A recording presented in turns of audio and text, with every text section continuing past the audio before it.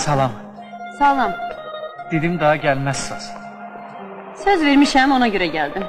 Əslində qalsa benim heç boş vaxtım yoxdur. Bir yer var, gərək ora deyəm.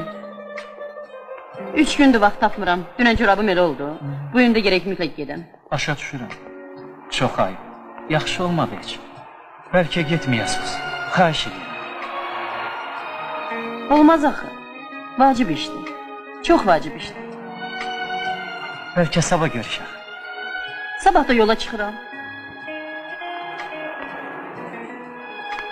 İstəyirsənsə, bugün də görüşərik. Dedim işimi görüm sonra. Hə. Ancaq gec olacaq. Yox, əşi, nə gec? Ya da bir yerdə gedək. Əmanət var, onu götürüm qayıdaq. Patam daxtadır. Mən hazır. Yaxşı, getdik.